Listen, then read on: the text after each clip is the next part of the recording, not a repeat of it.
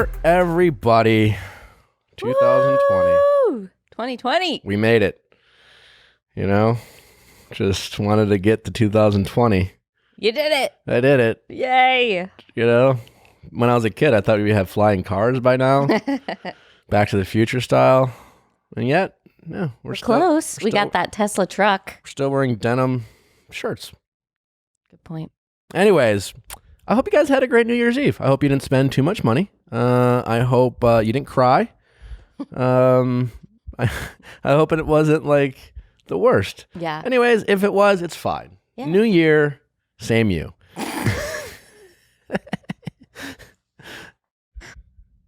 Baby steps. Yeah. Anyways, the exciting news about this new year is we're only a few days away from finally watching Robbie Hayes on Siesta Key. Oh, boy. My dreams. I never thought I'd be so excited about this. I'm surprised by how excited you are, to be honest. I'm not a huge Robbie Hayes fan. I'm just going to put it out there. And you did come to my show, and I appreciate that. I don't think this is going to go well for him in a great way. Well, from the trailers, it's absolutely not going to go well. It seems like it won't go well. There's a lot of crying, a lot of like, she's getting fooled by Robbie. And I'm not trying to age shame because, hey, I'm on the older side of things. Yeah. But Siesta Keys seems like it's like the older guy. Like Siesta Keys is a bunch of people who like just graduated college. Yeah. If that. Beautiful people. Really good looking young people. Yeah. But on they would make the young Bachelor people seem like old people. And then Robbie's like showing up as the guy. Hey guys. The old guy who's just like got invited to the party. But anyways, it's going to be fun to watch. I think he's going to give Alex a run for his money. Yes. For they're frenemies. Biggest biggest douche on the beach. Biggest douche on the beach. Anyways, I'm really looking forward to it. So dive in to the new season of Siesta Key on Tuesday, January 7th at 8 p.m. Eastern and Pacific on MTV. Check it out. I can literally can't wait. We love to hate Robbie Hayes. I do. Not I don't want to speak for Rochelle. He did come to our show. So, well, my New Year's got started off great because I'm still taking athletic greens. So no matter what happened on New Year's Eve last night. Didn't matter. I woke up, had some fresh start. Very refreshing athletic greens. Got my vitamins, got my minerals, got my prebiotics, got my probiotics. I thought to myself while drinking it, what a great year so far. This is like the best start to a year I've had ever. Nick loves all of our sponsors, but he especially loves Athletic Greens. It's great.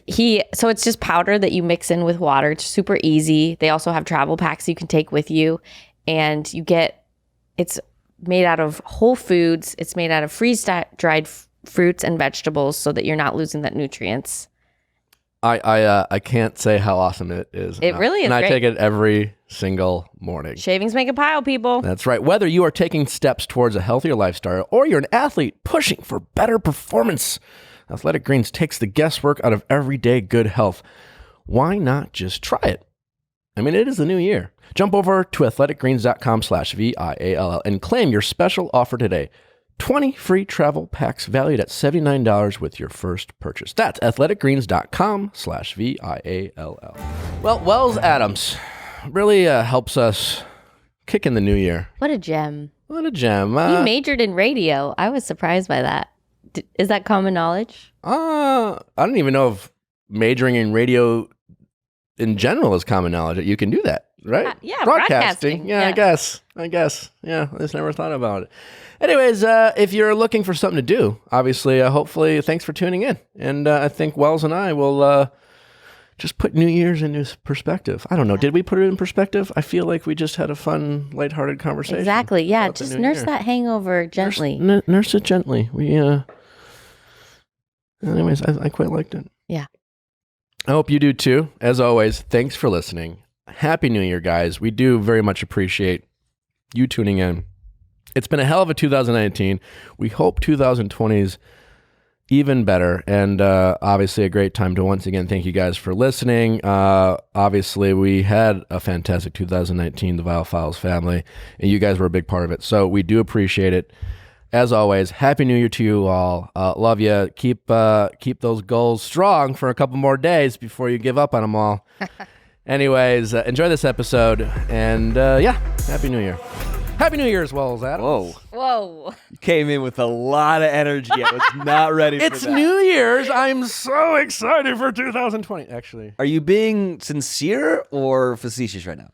I'm almost always facetious. Facetious? Yep, you said it right. First, I just want to say New Year's resolution number 1. Talk a little slower so my SHs are slightly more enunciated. Yeah. Rochelle got us some champagne. What would we go with? Shandon? I just brought something someone brought to my house. Oh, wow. That thing's about to go by itself. I was about to be like, oh, that's, and then you can't say that anymore. You can't say what? Never. What are you talking about? Woo! 2020. By the way, 2019 flew by. Yeah. Hold on. Like, you can't hear me. Why do people always complain about the year we're in? Do you find that to be true? Because people are just negative in general, I suppose. We are recording this in full disclosure before New Year's Day in anticipation for New Year's Day because Wells will probably be on vacation with his lovely fiance. That's the radio magic, boys and girls. But I anticipate Hollywood, kids. I anticipate on the days between Christmas and New Year's a litany of tweets from people saying something to the effect of, oh my God, so ready to say goodbye to 2019. Can't wait for 2020. Yeah. And those are the same people who next year will complain about 2020 and looking forward to 2021. Do you notice that? Or is that just me? No, yeah, I think people are just negative in general. But here, you poured some champagne. So, Rochelle, do you want some? Do you want some champagne? Oh, I didn't get a cup for myself. Oh. It's fine. Cheers, you guys. Cheers. Cheers. Happy New Year. Happy New Year. New Year. 2019 is over. 2020 is, dude, what's weird about the whole thing, and I will go back to your point of people are just negative and just going to bitch because that's what Twitter is for, I suppose. But the weird thing is that we've ripped through a decade.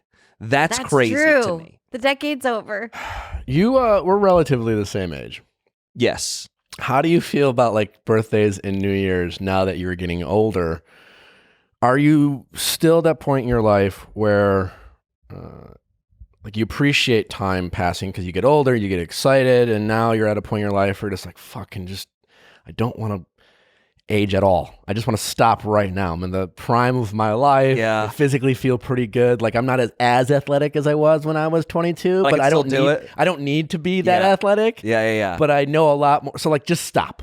Are you there? Yes, but okay. So you and I are, I think, blessed though. We look a lot younger than we really are.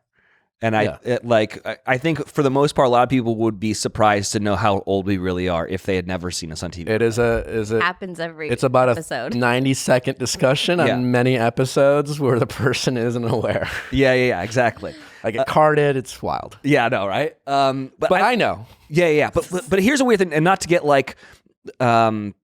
get into astrophysics or whatever, but time is relative, right? So the older you get, the more that time flies by because your perception of time is now warped, right? When you're 5 years old, a year takes forever because that's 1/5 of your life that's taking place, right? Couldn't agree more. So now but for me, I'm 35 years old. That's it's over. That year's over, So it's I can't imagine when you're 80 years old, time must be just flying by. You blink and half your family's dead. Yeah, exactly. You had a good year, though. I did, dude. 2019, I killed 2019. Yeah, you did. I really did. Tell us why. I mean, you got engaged. So I got engaged to my beautiful fiance. Is it fiance or fiance? I like to. Fiance. Do you introduce her as your fiance? I tell you what, the hardest thing about getting engaged, you've been engaged. No. So, you have. Kind of. Okay. Yeah. It happened. I've never planned a wedding. I have. I mean, we're starting that. But the hardest thing about getting engaged is remembering to say fiance and not girlfriend. And I would say even vice versa for Sarah, saying fiance and not boyfriend, just because all of a sudden it's this new word. It's also kind of fun to say, but yeah, 2019 killed for me. We got engaged. What else happened though? I don't know. Nothing else. Oh, I moved to LA. Very sweet that you thought 2019 killed, and it really comes down to your lovely relationship. Yeah. Well, I also left Nashville. No knock on Nashville. I loved living there and working there, but I had gotten to a point where I was like, there's nothing else for me to do here. My girlfriend's out in Los Angeles. My fiance is out in Los Angeles. It's time for me to go experience life over there. And so there's just a lot of things changed, and a lot of things changed for the better. How was your 2019? It was fantastic. Well, let's stick on you for a second because I have a question before we get to me. Out of it. Yeah, you did. That wiggle. Do you feel that way hearing you talk? Because I remember when you lived in Nashville, and I was like, well, why don't you move to LA? And you were like, yeah, I mean, I've thought about it, and you kind of did this whole thing. Do you feel like, in addition to getting engaged to Sarah, really good about it because it all kind of worked out? And not that you really doubted it would, but I think anytime in our lives we make a big jump, or you and Sarah had been dating long enough, but we're gonna live together. Is this gonna work? Can I really make LA work? I'm living large in Nashville. It was a risk, and here you come and you move and you settle in, and you're like, you know what? I took that risk. It all feels great, and onward and upward, and I still there's more to come for me, as opposed to regretting moving to LA. And does that feel very kind of fulfilling in that regard? Is that where kind of that excitement comes from? Well, just to be clear, I didn't move to LA because of Sarah. That was a decision I had made beforehand. But that's what I mean, all of it. No, for sure. My whole thing was, I'm going to spend 10 years in Nashville. If I'm not married with kids and have roots in Nashville, then I'm going to go experience something else. My contract with iHeart expired effectively after 11 years. There was nothing that I was able to do as much radio as I wanted in Nashville, and that was wonderful. But for the TV opportunities, really only was CMT for me to work at, and that was the one format in radio. Country music was one that I didn't do, so it was it makes the most sense for me to go back to California. I'm from this state. It made the most sense for me to go back to California. But I will say it was scary because, one, it's much more expensive to live here. Mm-hmm. I owned a house in Nashville. I knew everyone there. So I see what you're saying, and I say yes. I think the reason why 2019 felt really good is because I did take a risk coming out here. Everyone's trying to do what we're doing out here, the entertainment industry. And I do feel like it was successful, so I feel like it was a win for sure. Yeah. Right? I mean, I felt like hearing you talk, it's anytime I moved to a city, it was always like, can I really do this? Is this the worst idea of all time? And moving to a bigger city, especially if you're from a smaller town, a lot of people move back, for all the reasons making friends is harder as you get older, and maybe the job didn't work out the way you had hoped. And so to feel like you, it worked out for you as a personal, if it's a feel good thing. So I don't know. And I also feel like it doesn't always work out for everyone, but we kind of psych ourselves out about making big risks or feeling like it's a big risk, but that's not always as big as sometimes we psych ourselves out to be. Yeah. I think everyone also does the thing of, when's it going to work out? When's it going to happen? When am I going to make it? That type of thing. And the problem with goals and success is that you're never going to reach what you want to, because as you continue to take steps forward in your career or your personal life, then your goals get augmented a little bit to a little loftier, and it happens naturally. You don't even know what's happening, and so you're always trying to chase and attain this thing that's not really realistic, I know. I mean, but my personality is such that, it's a blessing and a curse. I never feel satisfied. Yeah. I would say that's the common denominator for a lot of really successful people. I always find a way to feel like I'm not doing enough. Yeah. And I'm thankful for that because it keeps me motivated, but I sometimes wish I could just relax. Yeah. And chill out. Well, maybe 2020 is that year for you where you can just chill. Maybe. Gratitude practice. Pardon me? You could practice gratitude in the mornings. Yeah, I could probably do a better job of that. I've taken a few moments. I know I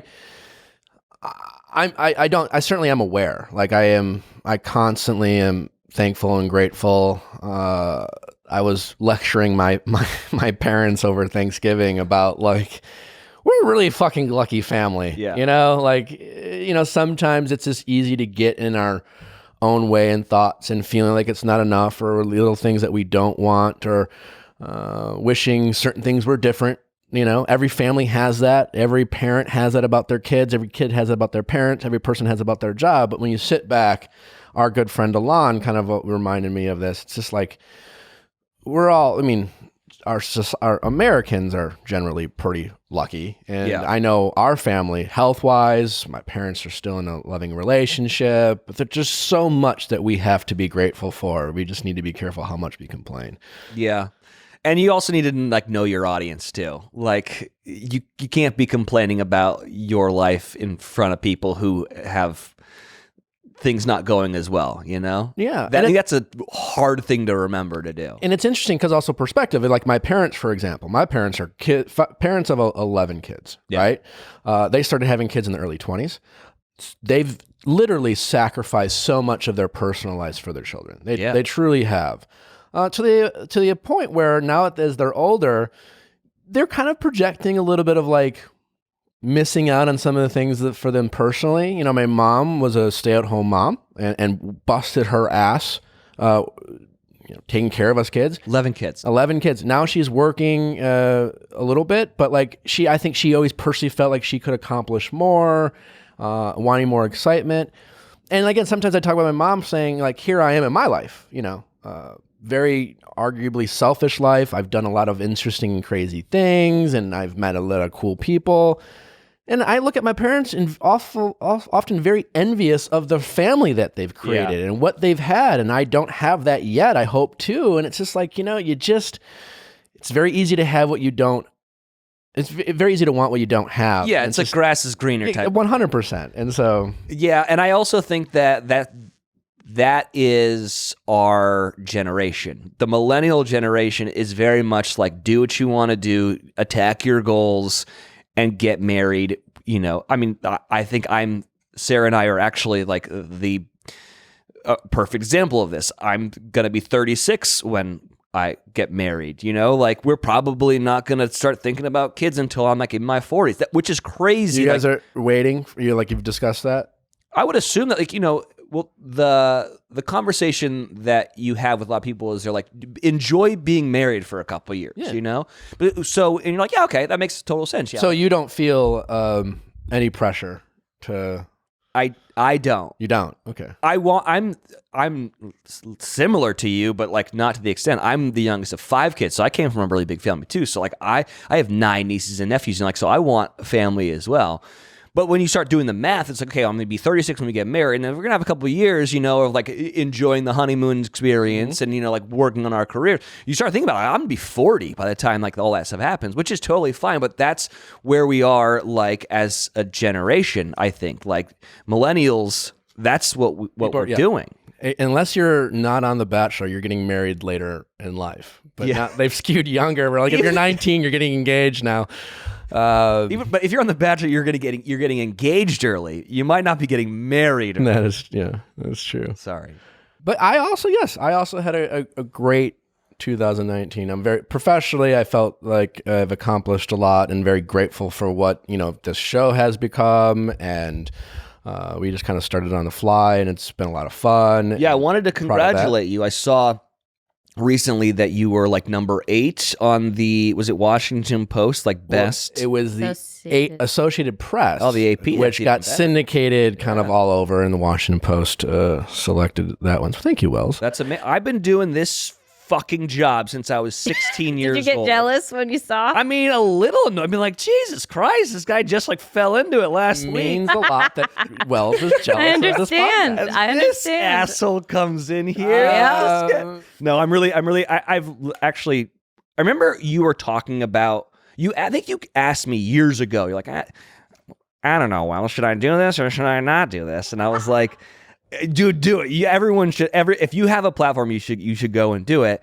And so I started listening in the beginning, being like, all right, I want to judge you a little bit. And I got to say, like, the show is really, really good.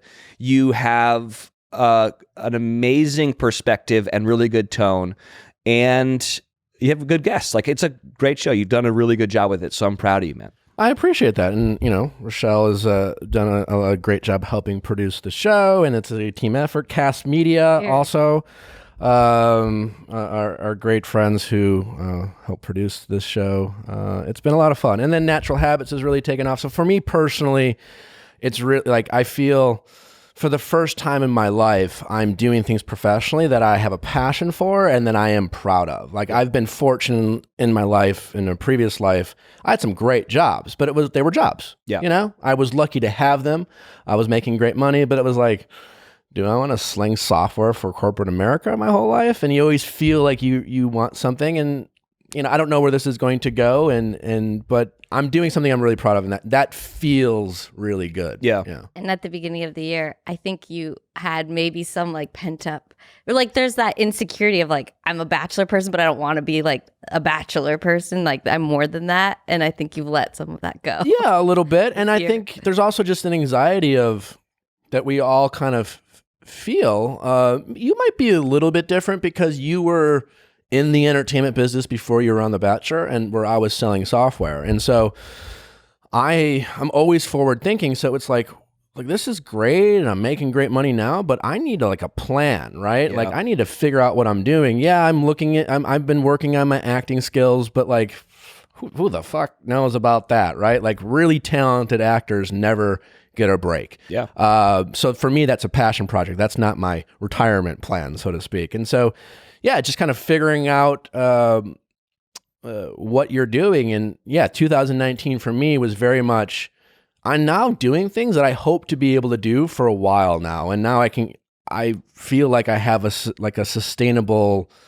thing going that I can hopefully continue to build. And so that is something I'm very thankful for and very proud of 2019. Yeah. I also think for you, like, now that like this is kind of taking off and other things are taking off, it's easier to lean back into the Bachelor thing. Yes. Because then it's like, yeah, it's something I did and whatever, it's fine. Like, I have all these other things. It's when you don't have anything else going on that you feel really like sleazy about always talking about the Bachelor. Yeah.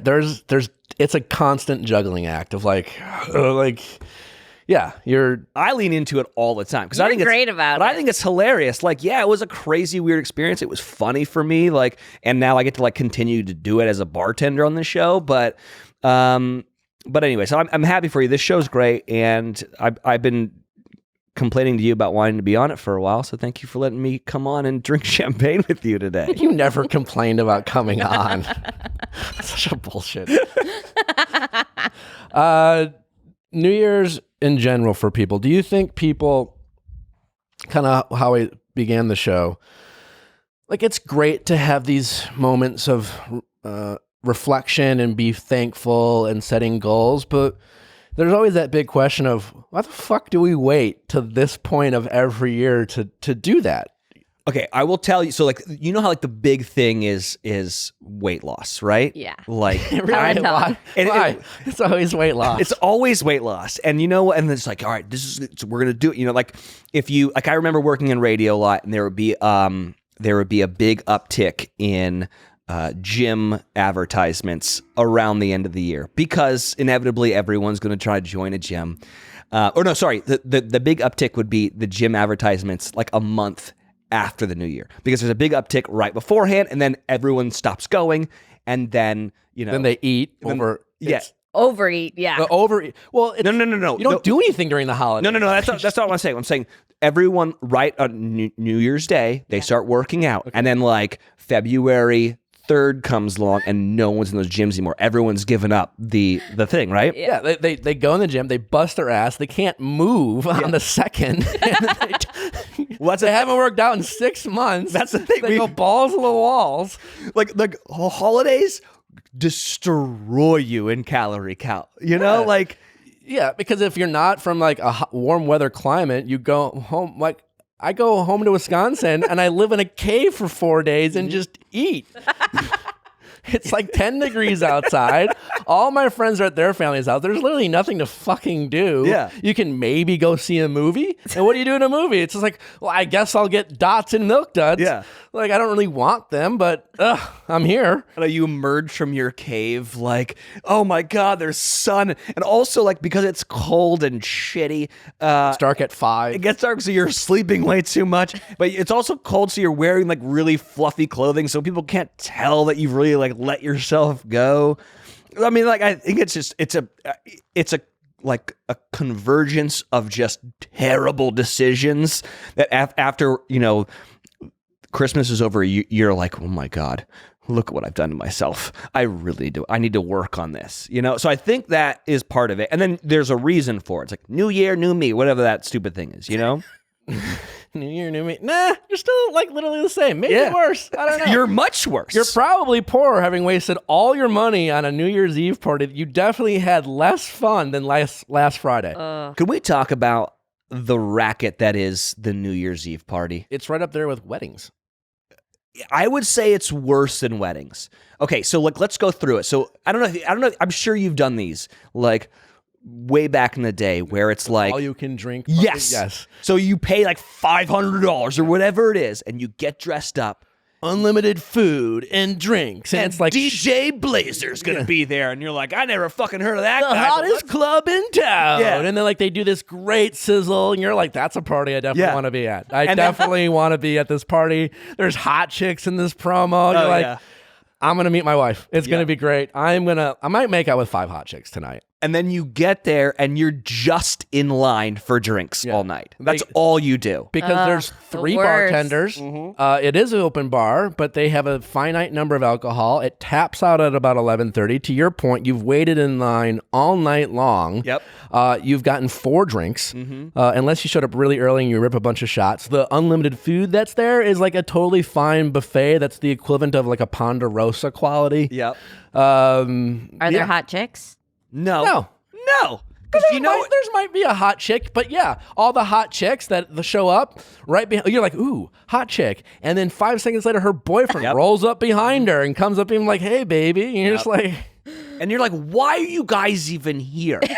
You don't need this, And then and then at like 10:30, 10:45, 11 o'clock rolls around, and that last hour, you're pretty much just pissed off because you're not as drunk as you want to be. You haven't made out with the person you want to make out, and you just start thinking about all the money you spent and how much fun you're not having. Sad. Over expectation. And then it becomes an allegory for your entire year. You start getting super introspective, being like, not only did 2019 suck, but the end of 2019 was just like the entire year. Yeah, I'm doing the same thing. Yeah. This is terrible. Like, oh my God. And then you start crying in the corner.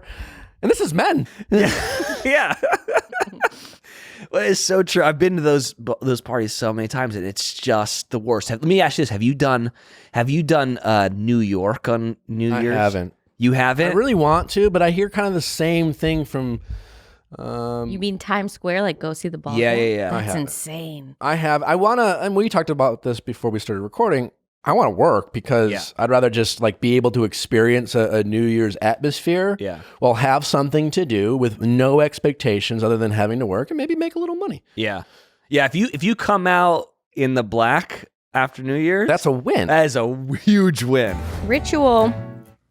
Ooh, I'm loving this one. Yeah, I've been taking it. It's easy to take capsules. So it's vitamins. And you just take 2 and it fills in the gaps for all the nutrients that we're missing during the day. So like even if you eat salads and you try really hard, you're still missing stuff. And when you say we, you mean women. This is one of those friends of show that I super envious of. Exactly, because it's designed just for women because we are different. Yeah.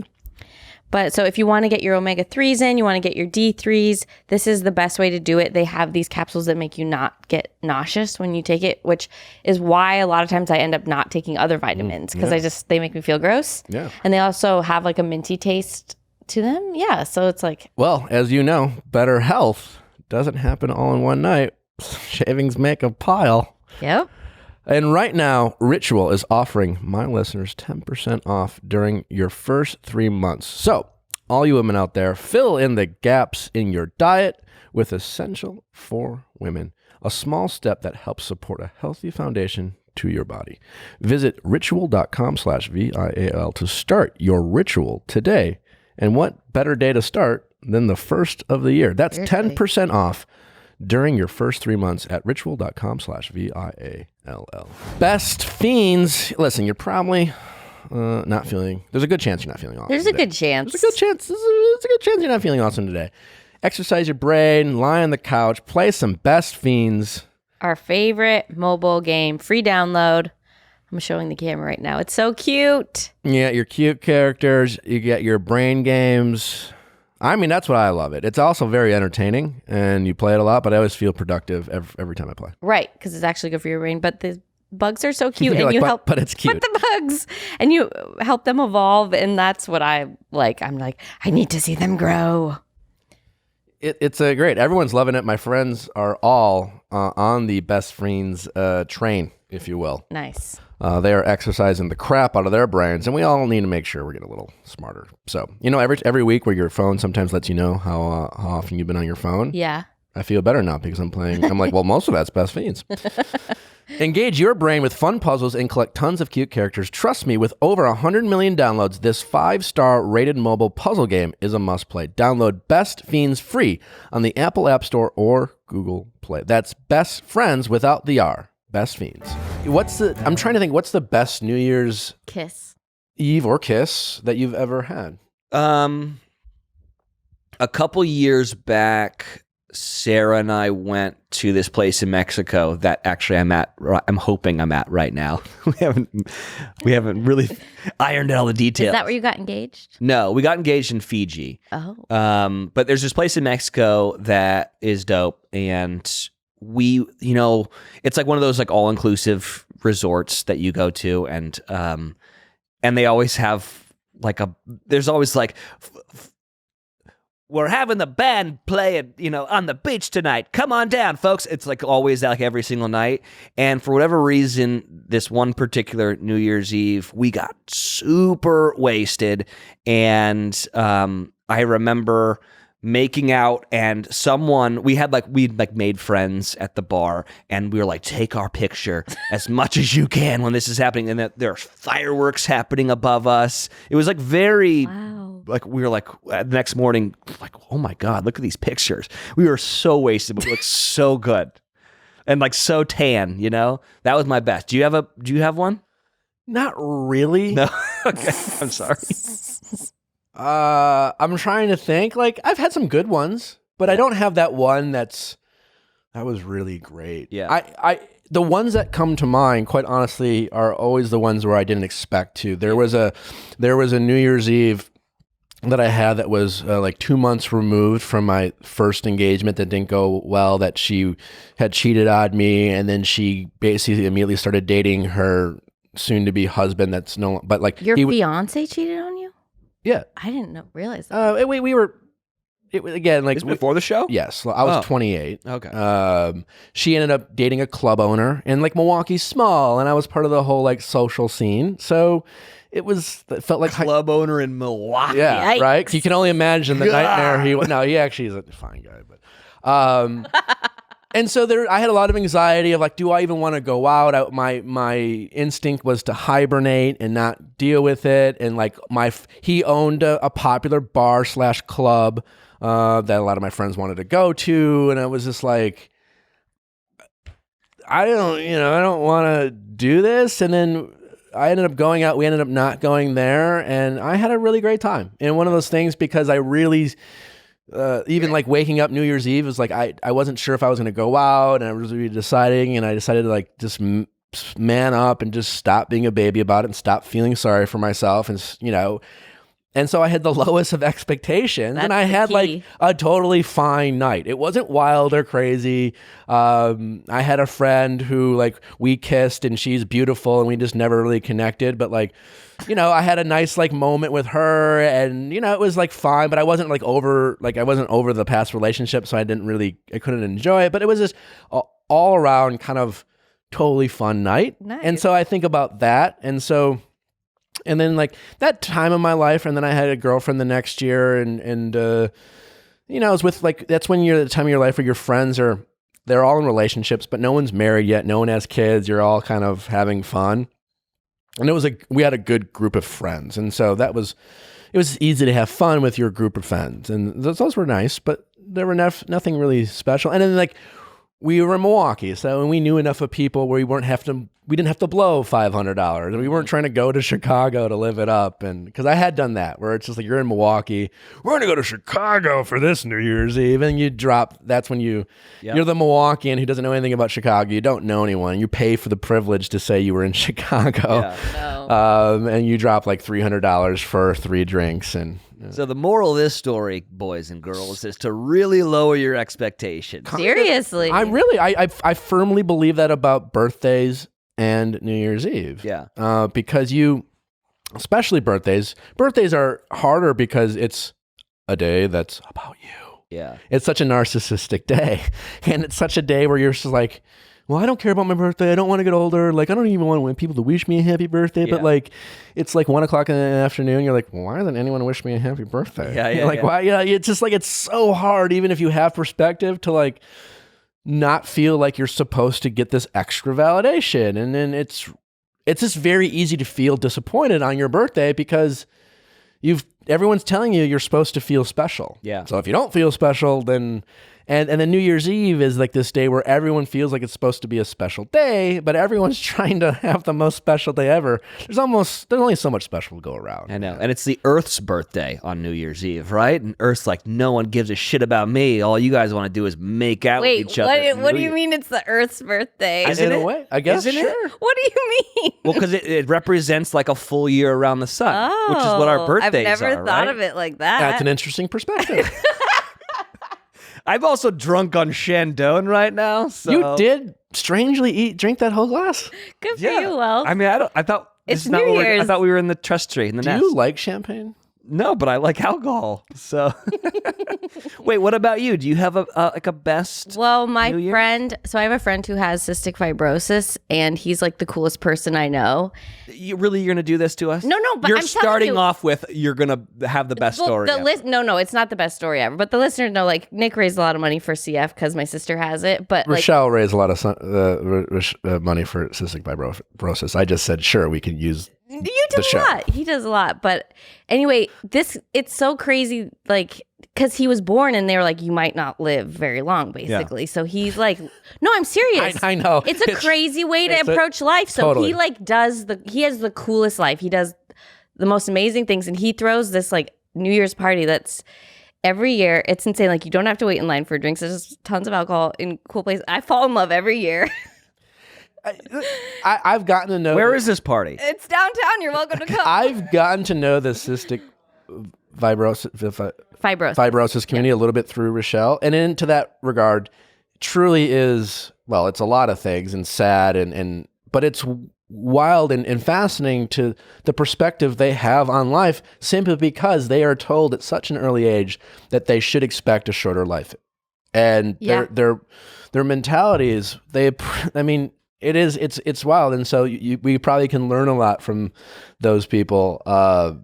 But yes, they seem to appreciate life much more than the average person. Although the guy last year, he was like, I chose you because you were the only one wearing glasses at the New Year's party. I was like, maybe you didn't need to say that. But what does that mean? I don't know what that means. You know what that meant? You know what that was? What? Sucks for you to hear because, well, knowing you're going to get your whole head about it and whatever. But that's just a guy being awkward, not knowing what to say or do. Yeah. And he doesn't want to feel like and so it's a little neg. It's a neg. Oh, it worked. It did work. Did work. Yeah. But that's not why he picked you. It was a total neg. I'm trying to find those pictures of you and Sarah when you were drunk on New Year's. I know.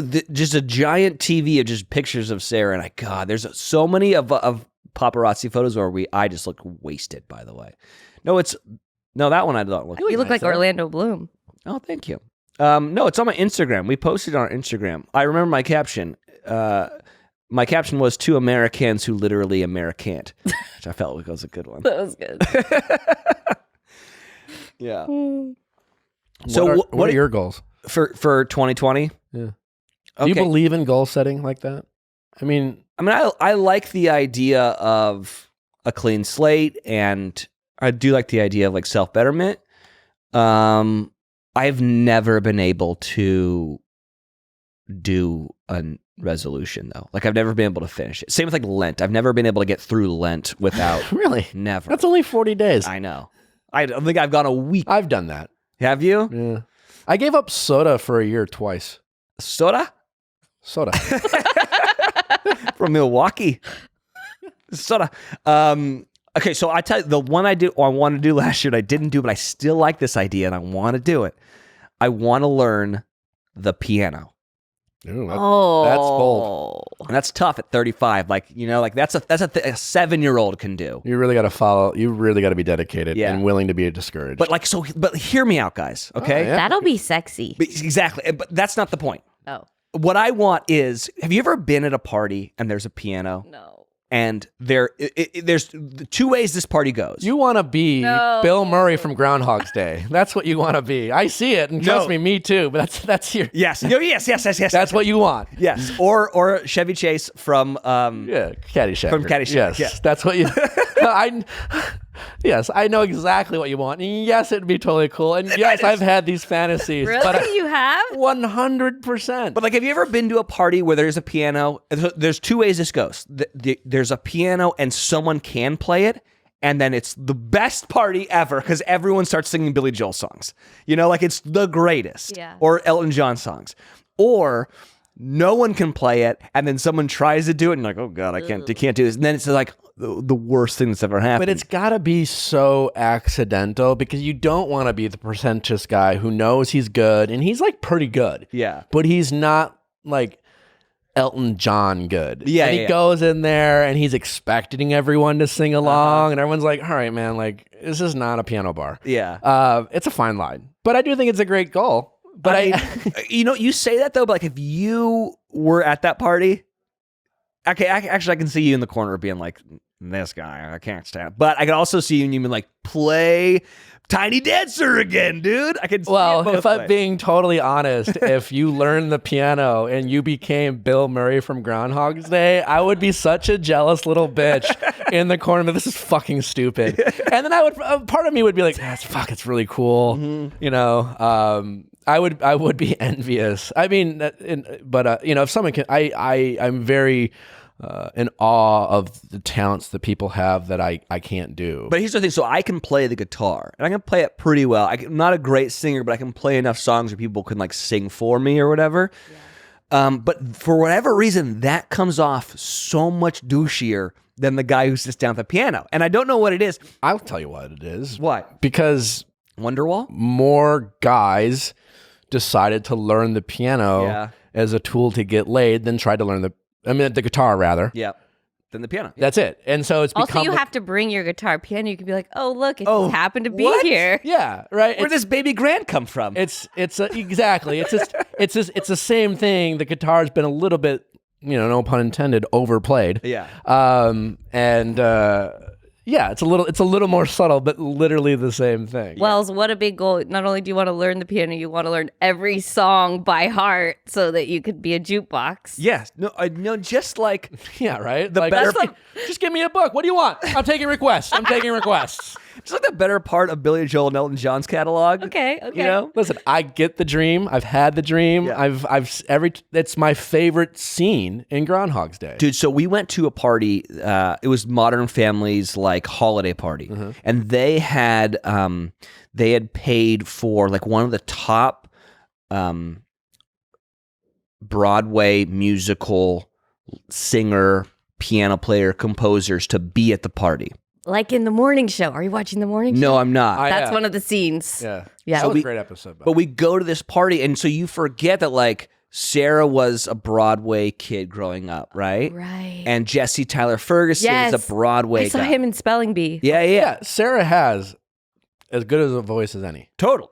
So we're at this party and like drinking, you know, like fancy cocktails. And then all of a sudden Jesse's like, we got to go upstairs. She's on the piano. And I was like, I don't know what that means, but okay. So then everyone goes upstairs and all of them are singing Broadway show tunes. And I was like, what fucking world did I walk into? Like when I never liked amazing. karaoke because I can't sing. I especially hate it in LA because this is not karaoke night. It's open mic audition night for sure. Everyone goes up. Do it in Nashville, bro. That's even worse. Yeah. But like this was so cool. And I was sitting there being like, because they ended up playing like Aladdin, which I know all those songs. So I was like, I can show you the world. And then I was like, oh, I'm not good at this. But I was like, God, One jump. I used to sing Kiss the Girls to myself as like an 8-year-old while looking at the clouds and imagining cartoons lived in the Oh, clouds. that's the worst and best New Year's Eve song ever, by the way. So anti-Me Too, but whatever. But anyway, so I was at that party and I was like, you know who's the coolest? The coolest job here is the chick that's playing all this. She knows all the songs. Yeah. And everyone's just, all these famous people around her singing these songs. I was like, God, I want that. So anyways. Oh, was that like the best night of your life? No, because I realized that I was a terrible singer. But I was like, I think that this was the coolest night. It was very cool. Yeah. To me. That is. Which actually, like, I mean, like maybe 18-year-old Wells would be like, oh, everyone's singing like musical show tunes. Oh, cool, dude. You know, like, but like 35-year-old me was like, whoa. Yeah. I wish I could do that. Yeah. What about you? Do you have any? I have a more modest goal. Okay. He's a shaving schmake a pile man, so he's always on top of his goals. What did you say? Shavings make a pile. Oh, shaving. Rochelle's trying to mock me. Other than talking slower, so I enunciate my SHs a little bit better. Not saying again on the podcast and repeating myself. Yeah. I want to, read. I want to listen to a book every week. And I thought I've never read as much as I would like to read. I read every day, but it's more like sports and random, like just quick reading, blogs or whatever. But I want to read actual books. I'm not a fast reader. I'm not a good reader. I'm going to find out if I'm actually dyslexic because I'm pretty sure I am. The little like tests I've done. But Audible, not that they're they have sponsor my show, so they have been a friend of the show. Yeah. But if you're listening, Audible, I want to I drive a lot in LA. There's no excuse for me not having listened to one book a week. That's a great goal. So I will say this: I am dyslexic, super ADD, super ADHD, very much of it a visual and audio learner, and no joke, and not to like get you your Audible sponsor, but whatever. I listen to an Audible book every single week. Yeah. It's the easiest thing in the world. That's And, the thing, and it's so traffic in LA sucks, but also here's the other thing, because you work out like as probably as you work out more than I do. On a run, a nice run. I go on runs and listen to books. It is because then you get lost in this world that you're living in, and then you don't even know how much this sucks. So there's just so much knowledge I can gain from not listening to the same local sports talk show that I do. And it's just they just literally talk about the same fucking thing over and over. Totally. Brady's done. No. Yeah. So there's just no excuse for me not to do that. And so, it's a SMART goal. SMART goal. What is that? Good. What are SMART goals again? Do we know the acronym? No.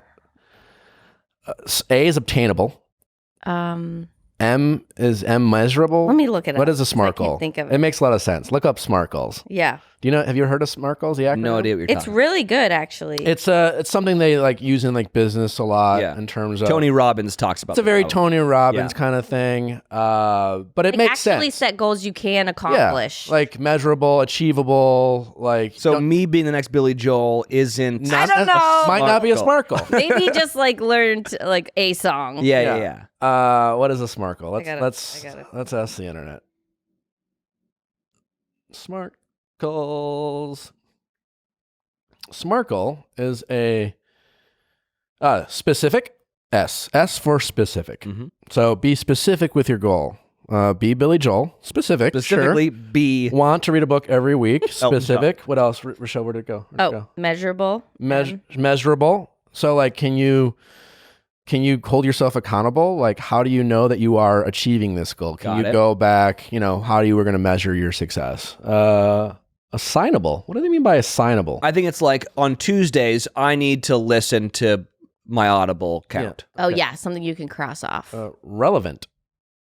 Interesting. Relevant. Relevant. What do they mean by? I mean, there's nothing more relevant than Billy Joel and Elton John songs Exactly. right no, now. but I Yeah. feel like that's not what they mean by No, like. Yeah, I guess maybe relevant has to do with like, do you really want to? Is it Part of gonna the bigger picture. Yeah, what's it gonna help you with? Like, yeah. What's going to help you with Wells? yeah, you're getting late already. Yeah, I don't need. It's gonna make me think I'm cool, I guess. I think that's relevancy is that's where you're not gonna get this goal because you really want to do it to feel cool, but like you probably feel cool enough. Yeah, I don't know. I feel I would be more relevant if I could Time do this. and time base is important. Where like you can't just have an open ended goal like I want to get in shape or I want to become Billy Joel. Right. Yeah, Like it, I want. I feel really if you want to attacked. get in shape, it's like Yeah. getting like that's why people have more success if it's getting into shape. Getting in shape for a vacation you're going to go on. Time based. If you're going to like you have a photo shoot coming up, or Wisconsin, Wedding. it was like a wedding of a trip. Your friends are getting married. We're going to take a bunch of pictures. I want to get in shape for this Yeah. wedding. Easier to do because you've set a goal, a deadline. It's time based. It's not just so open ended. Like I want to get in better shape for 2020. Okay, well you have all year. Yeah. You always have tomorrow. Yeah, there's always tomorrow. I just had a vision of you playing the piano on the beach in Bachelor in Paradise and everyone's singing. So as well. with like with a candelabra, and I'm wearing tails, Yes. but also bathing trunks. Yeah. Wells has had this vision. Oh, This you is don't why- think I've thought about this? Are you going? This doesn't just happen, okay? Are you going back this year? I don't know. It's like Nick knows as well as I do. It's always like a week beforehand. So they're like, hey, you want- everything's up for negotiations. I just need to slow down. Yeah, you just gotta slow down. You also I heard you say that you need to stop saying again, I guess. And everyone has crutch words.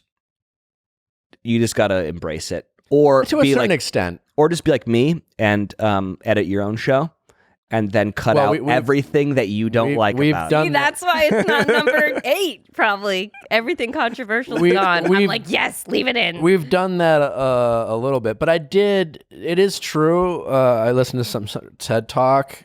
Part of it is like we'll have callers on the show and I'll say something and then they'll like listen. They'll be like, yeah, that's a good point, but let me explain why I'm justified for why I think this way. And my response is, sure, but again, Yeah. but there's a risk when you are communicating with people of coming across as condescending. You repeating yourself at its core is condescending.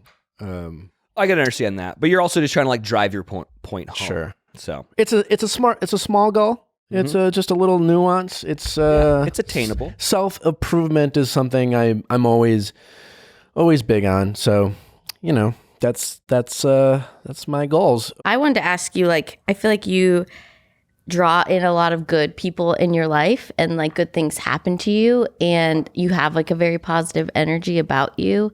Is that something you've had to work on or is it just have you always had that kind of outlook? I don't know. I guess I'm lucky. I don't know. A lot of it comes from working in radio for so long and seeing. I talk about this a lot, but never on air. When I was doing morning shows and stuff, I was interviewing multiple people every single day, right? Yeah. And so a lot of times it was comedians because a lot of musicians don't have to come in on morning shows because their voice isn't ready. So I did a lot of comedians, a lot of actors, a lot of musicians, and then chefs and stuff. Chefs. And I found that there are people who are easy to work with, Mm-hmm. and there are people who aren't.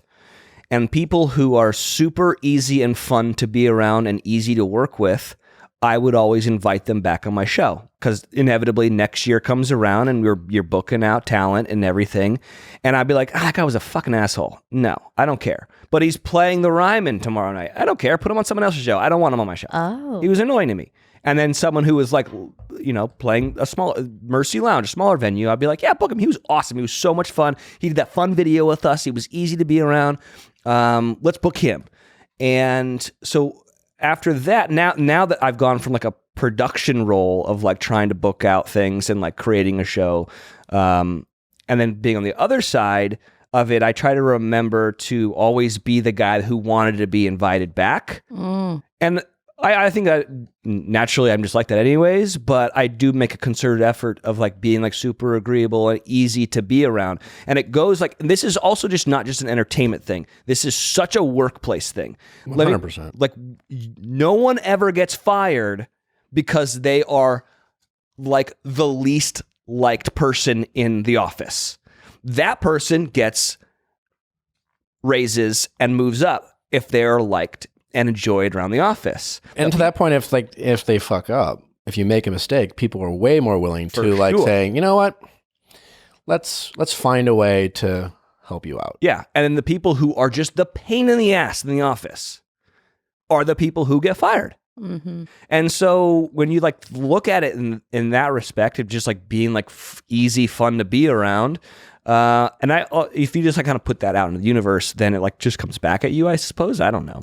Yeah. But that's my thought process and all that kind of stuff. Great answer. I concur with everything you said. Mm-hmm. What are some things that I'm always curious, and since this, I'll flip it around, some things that you're not so good at, maybe that you're insecure about, or things that you think, if on a personal level, like if Wells Adams looking at in the mirror and he goes like, I don't like this about myself. I'm not great at baseball. That's it? That's your big self-reflection? Yeah, no, I'm not great at baseball. I wasn't the best basketball player. You're 35. You're done playing sports unless it's intramural. For sure. I know. But isn't it funny though? Like I still think about that as like the athlete in me is like, God, I was a shitty shortstop, man. Can I ask you, are you insecure that people don't see you as an athlete? No. I think, but maybe because I know why you're asking that question, because I make a point of talking about how I was an athlete. I mean, especially like you being from Bachelor Nation. Yeah. You can even say this about me. I was a huge jock, but like compared to Tyler C. and Josh Murray, like, no one thinks of you as athletic. And I don't mean that in a way, but like they think of you as and that's almost a positive. I actually see it as a positive because that's like low-hanging fruit. They see you as smart or funny or talented. But does it bother you? No, it doesn't bother me because I understand. Like for lack of a better term, like that show is casting characters. And the character I was to play was the comic relief, nerdy, funny guy. I wasn't supposed to be the jock. But to be fair, same. I know, but to be fair, I played collegiate ball, so there's a part of me it's like that was a big part of my life. Like I ran collegiate track and it's like, I'm good at sports, man. Like look at me, I was good at this.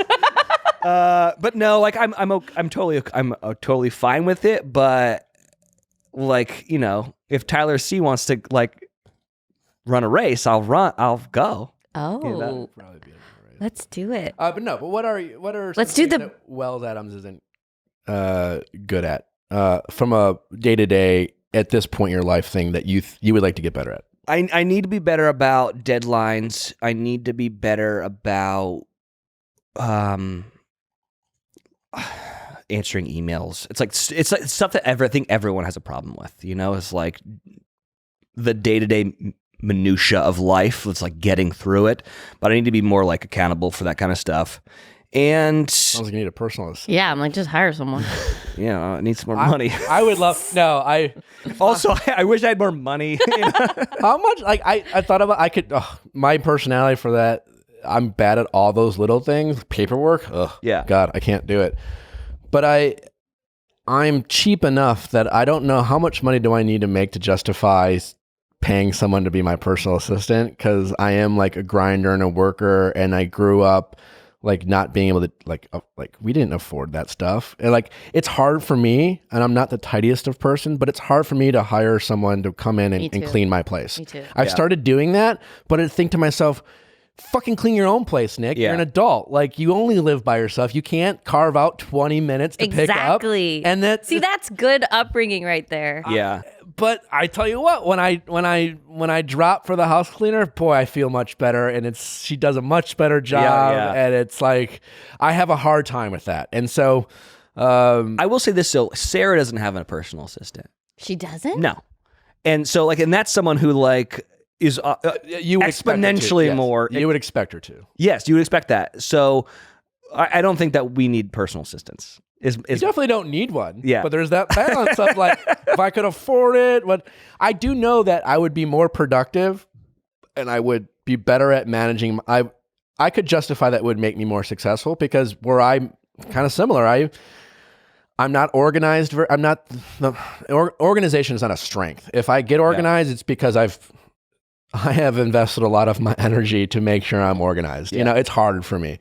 But I'll say working with you, you're not like a hot mess at all. Like you're very dependable, and I appreciate you don't make me do stuff that you can do yourself, which is like very rare. Yeah, and that's something I've had to. I remember early in my career, I would think to myself, my first thought was, I don't know how to do this. Right, that would be a first, whatever it was, and I would immediately ask my boss, "Well, how do I do this?" And I realized that started annoying him. And then I kind of got a suggestion by him, which was, well, before you keep asking me, can you figure it out? Like, how much can you do on your own? It's okay if you don't know. And it's also okay to ask, but have you tried to figure this out? And to this day, I try to get better at that. Especially with the things like the internet. I mean, there's a YouTube video out there for literally everything. And sometimes I try to just say, well, can I figure this out? Well, I'm not organized. Being reliable is something that's important to me. I very much, it's an expectation of mine to myself and for the people I work with. So I don't like to expect things from others that I don't expect of myself. But organization is something I struggle with. So having someone to help me that would be nice. Yeah. Okay. Yeah. As someone who I was a boss of a lot of people, and At the radio station. Yeah, and they would come and be like, what they ask that question, and I was that jerk of like, did you Google it yet? And honestly, like to your point, like there is a YouTube video for literally everything. Yeah. There's probably a YouTube video for me to learn the piano. So, Musician, one of our sponsors. Musician. Well, there you go. There you go. All right. You need to get Musician, Wells. Mm-hmm. What's the code do I put in? VIALL. Mm-hmm. All right. Yeah. Gonna use it. 10% off. Yeah. I mean, for those of you listening, in work, you can go a long way of being someone who everyone loves, an employee who can get shit done. Yeah. And you'll get more responsibilities if you can be counted on to figure it out. Yeah. And then if you don't really, so then when you do ask, people are more willing to help you out. When someone gets the impression that you're not trying to figure it out and they're just like coming to you like, I don't know how to do this. Can you show me how? It's like, ugh. And again, I've been as guilty as that before. We've all done that thing. Also, don't be a martyr. I don't care how Could bad. you elaborate? Because in the business sense of like, oh my God, you don't understand how hard this was. And then they go through the entire thing and you're like, yeah, but that was the thing. Everybody's doing this. Yeah, like that's the job. I'm so sorry, but like I don't care. Like don't be the martyr. Be the person that was like, dude, it sucked, got it done. Yeah. That person, fucking raise right now. Also, there's don't be in a sense the George Costanza in a sense. And there for a lot of, but let me be specific, is if you're giving a lot of rope and you're giving a lot of responsibility and the person you're working for kind of trusts you to figure it out, almost to the point where you think that they don't know how to do it, don't overstate what you're doing because they eventually might figure out what you're doing and how easy it was for them. Yeah. I've had that happen a couple times where a couple situations, there were some tasks and I was counting on this person to do it. And they came back to me and were like, I can do this, but it's going to take me X number of hours. And then they actually asked for more money, in essence, more money. Yeah. And they did it. And they did it even before we were given some things we need to get done. And before we even finished the conversation, they asked. And it just felt off to me. And I was kind of already frustrated at this person for kind of similar things. And so they went out of town. And so like, hey, by the way, when I get back, I'll start doing this. And I had free time. So I thought, you know what? I'm going to figure out how to do this. And they made it seem like this was going to take them months to do. Mm-hmm. It literally took me a Saturday afternoon. Now, I pulled in some resources. I asked some people how to get it done. And from in that moment, I knew I needed to separate this working relationship because it was like, I don't trust this person because I feel like now they're overstating and making me think that they're working harder than they are. And if you get kind of busted on that, that's a great way to have someone say, I don't trust you, or I don't want to work with you, because in essence, you're being dishonest about what it's taking you, or you're just really inefficient. Yeah. Well, there's only two options in that scenario: is you suck at your job, or you're a liar. So don't do that.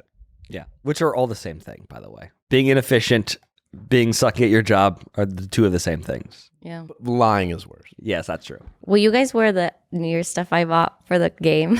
The glasses you gotta wear. I don't know. Your head's too big. Well, There you yes, go. I do have an oversized head. We're going to ask some questions. Don't answer them aloud. Let us guess. Okay. Feel free to tell a funny anecdote about your answer. If there is one, don't force it if there's not. Do you know me? With Wells Adams, special guest, New Year's Day. You went into radio voice right there. I like to do that from time to time, and I channel I'm Wells Wells Adams. That's the new sound of Rebel Radio. Here we go. Yeah, Nick, you look ridiculous. I can only imagine. I can't see anything. All right. Question number 1. Does Wells know what the J in Donald J. Trump stands for? Does Wells Adam know what the J in Donald J. Trump stands for? Immediately, I wonder if I know. Am I supposed to play coy here? Yeah, play coy. I'm going to say you don't know. Okay. I'm going to say he does. He listens to a book a week. Yeah, but it's like I was a lot of sci-fi. I'm gonna guess James. Sci-fi? I'm gonna guess James. No. Oh, Do you know what it is, Rochelle? wait, am I supposed to go first? How does you this need work? to Google this. Wait, he guessed that you didn't. I guessed that you did, so now you have to answer. I think it's Joseph. Mine's Joseph.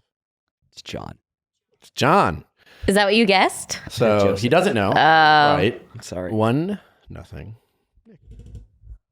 So this is a game just how stupid is Wells. No, there's only one knowledge question. Okay. Question number 2. Has Wells ever had a crush on a friend's sibling? Has Wells Adams ever had a crush on a friend's sibling? Did he want to fuck his best friend's sister? I can't take you seriously looking like that. Also, his glasses are much cooler than mine. I tried to get a variety. Yeah. He has older brothers. Definitely. It was an older woman. Oh. Because I was gonna go. Yeah, that's smart. It was an older woman. Now I gotta think about it. He was a freshman or sophomore, and he his 18-year-old brother came in. It might even have been his other brother's girlfriend. That would count, by the way, because that is a friend. No, a friend's sibling. A friend's sibling. Oh, okay, not a friend's. So like his best friend's sister. Also, still older. Yeah, You think older? she was older. Yeah, 100%. It was when he was younger. Okay, I say yes to. Okay, but can you consider a friend being the sibling? Oh. I mean, yeah, sure. Do you You were not like say- friends with them, but you also wanted to. Yeah. Because I would say no to how I originally heard it, but my sister, one of her friends, I thought was so hot. Of So, course.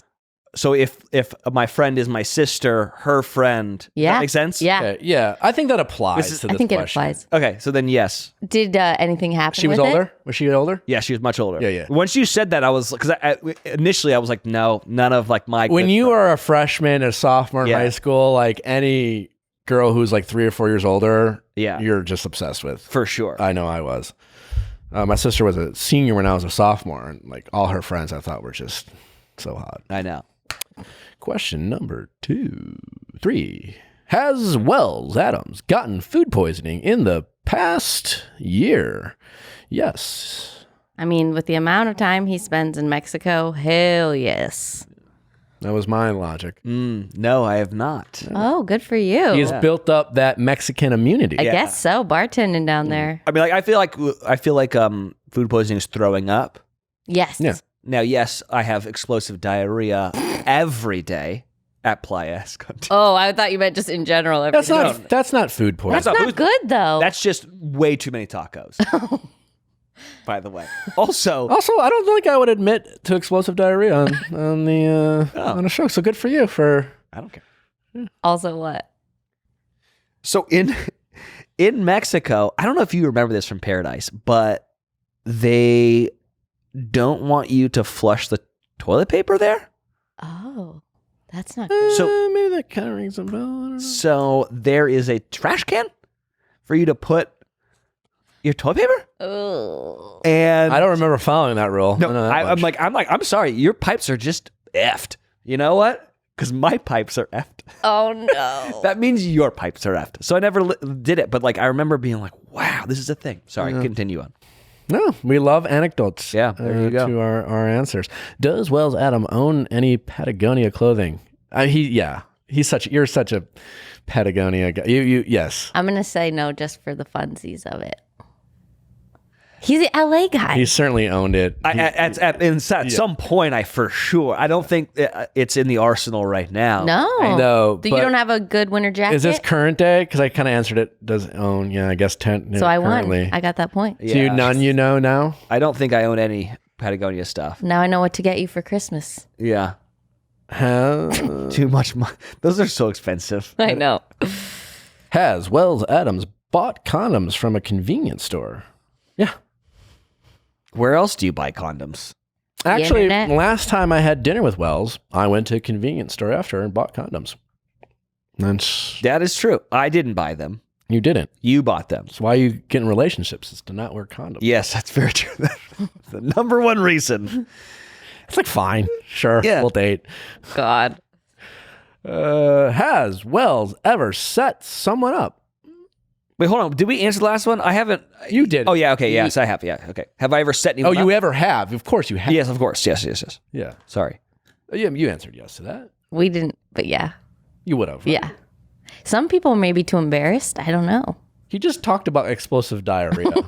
Yeah. He's not too embarrassed for safe sex. Also, if you go on The Bachelor, The Bachelor, Bachelor in Paradise, you get it's such a rigorous STD test. Yeah. That everyone that's gone on that show practices very safe sex. We're here to Really? we're here to normalize safe sex. You think everyone that's gone on is very conscientious? I actually don't agree with that statement, but Well, if they weren't conscientious, then they didn't go on the show. Oh. well, that's not necessarily true. Could you have had something and you got it cured? You could have. I guess yes, you could have syphilis, gonorrhea, chlamydia. Whoa. Knows them all at the top of his head, huh?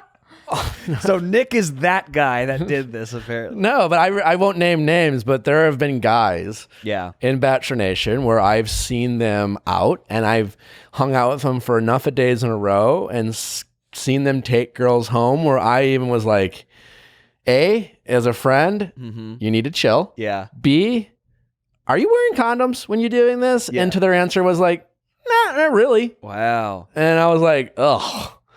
Rolling the dice. So, yeah. And then they showed up in Mexico. Yeah. Yeah. Oh, Indeed, wow. they did. All right. So, There you go. if you can cure it, you can come. Yeah. Yeah. Well, they could come no matter what, I suppose. But Has Wells ever set someone up? I already read that. Yeah. Has Wells Adams ever set someone up? Yeah. That's basically his job on The Bachelor. That was a bad one to pick. Yes. Well, let's say not excluding bartending. I'm talking about in life. I still say yes. Yeah.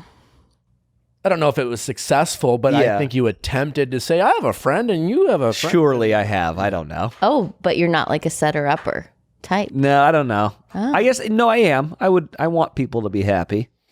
You know? I don't know. Have I? Have you ever set people up? I haven't. I think I have. If I'm being honest, I don't think I've.